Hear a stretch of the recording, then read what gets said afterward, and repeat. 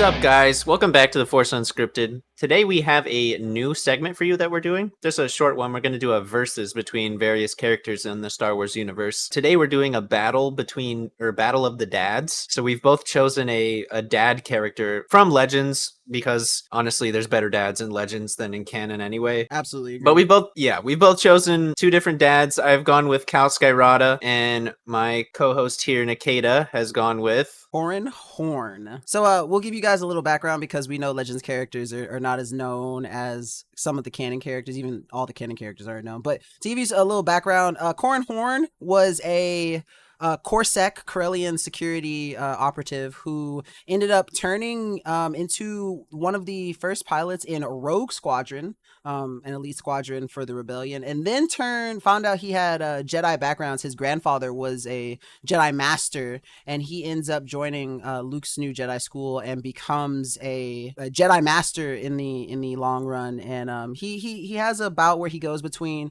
wanting to be a pilot, wanting to be this spy operative, wanting to be a Jedi, and he has a little bit of turmoil, but eventually he becomes a Jedi master, marries the love of his life, who was the daughter of the sworn enemy of his dad, and has two wonderful children, Valen and Gisela. And then on the other side, we got my boy Kal Skirata, who is arguably the dad of a lot of we're gonna say all the clones because honestly he adopted all of them. But in Legends he was a member of the Koivaldar, who are handpicked warriors that Jango chose to train the elite troops of the clone army, who were the Republic commandos. And there were 100 of them that chose to basically disappear off the face of the universe. Everyone else thinks they're dead, but really they spent 10 years training squads of Republic commandos to be the best of the best soldiers. Kal Skirata is arguably the most influential of the Koivaldar, not only training his own Republic commandos and eventually adopting them as his own sons through like the Mandalorian adoption culture that many of you may have seen in like the Mandalorian show, where Din adopts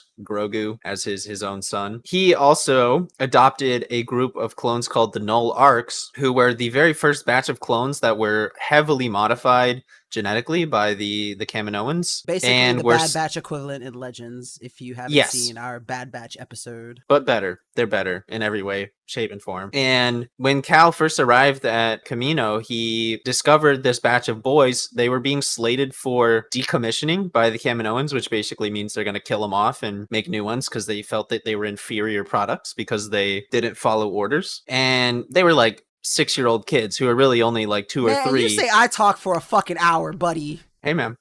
You and this is my bit. Mando boner. Hurry up, we gotta get into the argument. You're giving too much exposition. Basically, he takes them, helps train them, raise them as his first sons from the clone army, and they were the most badass. They're the ones who found Grievous on Utapau. They hacked the entire bank of the Republic, stealing, skimming creds off of everybody. They're the most elite of the elite. More elite than the ARC troopers because, of course, they came before and they were genetically better. Anyway, he adopts everybody. He's a good dad. He built a home for the clones away from the army once they were supposedly going to be able to retire. This is such a hard battle for me to fight because you chose dads and you went immediately to Kal, and I also think he's the best dad ever. He's the best dad ever. All he wants is everything for his boys. That's all he wants. Literally, that's his fucking goal. How do I beat that? Corran Horn's a great dad, though. Corran, so for those of you who don't know much about Legends, Abeloth, a Force entity, is basically trying to take over the galaxy. And she starts by polluting the minds of all of the Jedi kids who were inside of the Maw, which is a cluster of black holes that is also her prison during the Yuzong Vong War. And so when they come out, they're all a little kind of fucked up. They don't know it, though. So when Abeloth's seal weakens, she basically pollutes their mind and makes them think that reality is not real. And so the first Jedi that she gets her hands on that fucking freak out are Gisela and Valen, which are, those are Corran's kids. And man, it is heart-wrenching for him because Corran wanted nothing more than to be a dad, wanted nothing more than his children to learn the way of the Jedi, the way of his Corellian heritage. And so he has to fight them, and that tears him the fuck up inside. But not only that, the chief of state of the New Republic becomes Dala, and Dala treats them so fucking bad. She basically has them frozen in carbonite and put on display in like the police headquarters. And like Corran and Mirax find out, or Mirax breaks down, and Corran goes on a fucking rampage in the middle of the fucking police headquarters over his fucking kids. Like, you can say a lot about Kal Skirata, but like, you know how they say Corellian, like, never tell the Corellian and the odds? Like, Corran did not give a fuck. He saw his children plastered on the wall as trophies and lost his fucking mind. And the thing was, people inside of the police headquarters didn't know that they had done that. So when they found out, like, they basically put Dala's hands, like, they tied her hands because everyone was kind of like, what the fuck? That's fucked up. Like, why would you put them on parade like that?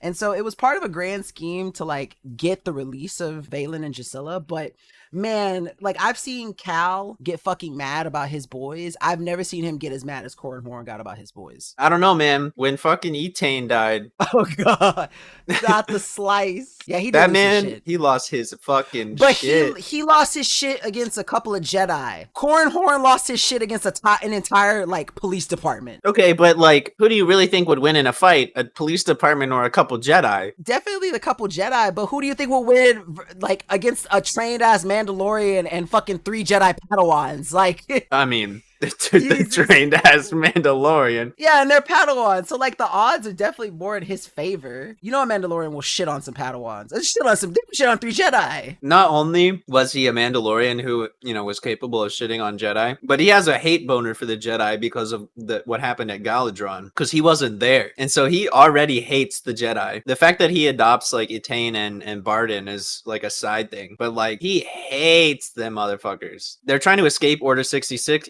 Etain is one of his like adopted daughters. She's married to one of the clones, and she's had a kid with him. They're trying to get out of Coruscant during Order 66, and they're going through a security checkpoint. And before she gets to the checkpoint, where they may or may not have found her lightsaber and whatnot, she really was probably going to make it through just fine. A couple Jedi in the crowd like get spotted. They get antsy and start whipping their lightsabers out. And one of the Jedi goes for a clone trooper to take him down, trying to escape. And she, thinking about her husband, who's also a clone, just kind of sees his face in the clone trooper and takes the hit for him, and basically instantly is died, bisected from shoulder to hip. And her husband, his whole like squad, Kal and a couple other Mandalorians are all around, and Kal flips his fucking shit. He charges through the crowd, like, you know, slamming people to the side, absolutely claps this Jedi, just grabs him. The kid tries to hit him with the saber, realizes that he's swinging at Beskar, and that's the last thought he ever has. Yeah, Kal goes fucking ham for his daughter, who's essentially adopted. Like, she was not his, I mean, they're all adopted, but she was not one of his like original clone boys or whatever. She became one of the family just through, you know, her interactions with them, marrying Darman, all that kind of stuff, having a kid that is essentially his grandson because he's adopted Darman. Kadika, yeah. And yeah, so I mean, they'll both hit that rage mode when they see their kids being hurt. And Kal would go to the ends of the universe to make sure that his boys don't get hurt. And I know you haven't read that book, so I can't wait for you to read it. Yeah, I know. And cause like Kal survives them, right? Yeah. See, that's really, really fucking tragic. And you know what? I will say that like when it comes to tragedy of fatherhood, Kal definitely takes the cake on this one, because like Corran's biggest tragedy, he's a father, but it doesn't involve his children. Another little legend side story. So when the Yuzong Vong, which is an extragalactic threat that attacks the known galaxy, they take over, and in one of the planets that they're trying to grab, Ithor, which is a planet that is known for its like lush plant and wildlife, is being threatened to be taken by the Yuzong Vong. They're gonna like just fucking destroy the planet, like just completely kill every living thing on it, essentially. And Corran challenges one of the Yuzong Vong like high priestess or something. Like, he's one of their top warrior. No, he's not a priest. He's in the warrior caste. He's like one of their top warriors. And the deal is that like if Corran can beat him in battle, then they won't take the planet. And like Corran has a really fucking cool like he's a dual phase. He's like one of the only dual phase lightsabers in the Legends timeline where he can change the length of his saber, and he definitely uses it to his advantage. It's designed from a the handle of a speeder bike that he crashed, and it's a really cool design. But he fights one of the Yuzong Vong warriors and wins. But of course the Yuzong Vong don't fucking keep their word, and they fucking destroy the planet anyway. And even though Corran Horn wins, like the hero of Ithor, people like fucking shame half the galaxy shames the shit out of him because the Yuzong Vong killed the planet. And even though he won the battle, he won with honor, they still didn't keep their word and fucking destroyed Ithor. But like that's like his biggest tragedy. I guess he's a father, but his children are in the maw. They're quote unquote safe. But like Cal takes the cake on tragedy of fatherhood. Fuck, man, I could not go through seeing all my boys get slaughtered like that. And not only that, but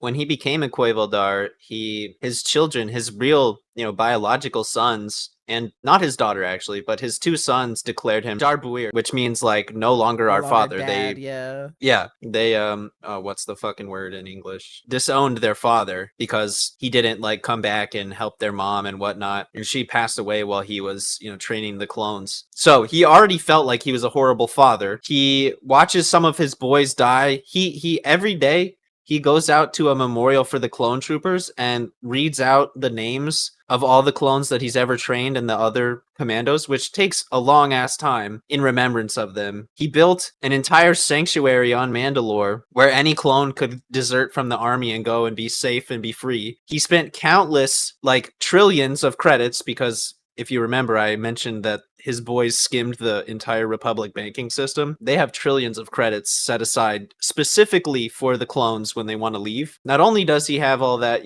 that fallback for them, but he invests a ton of resources, money, time, dangerous like missions to get these scientific data and scientists capable of reversing the accelerated aging for the clones because he just wants them to have a normal, like long, fulfilling life. Like, so everything in his life is about making sure that his family like lives, has, everything they could ever need, never has to want for anything. So when any of his boys gets hurt or dies, it destroys him every single time. Like even one death, the man will be just absolutely depressed for, long periods of time, doesn't sleep, waits at the door just hoping that they're going to come home, even though he knows they're not. Like the man is 100% about family. Dom Toretto.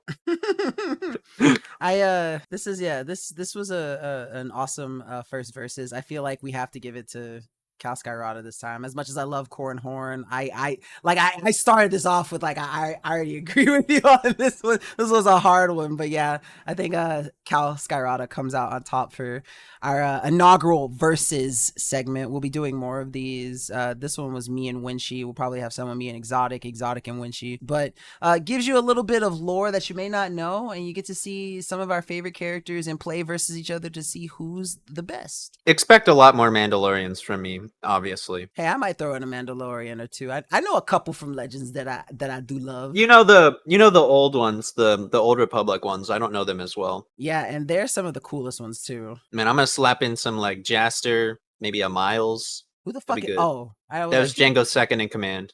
Yeah. I had to think for. Oh man, dude, I remember that scene. You showed me in the comics. Oh yeah.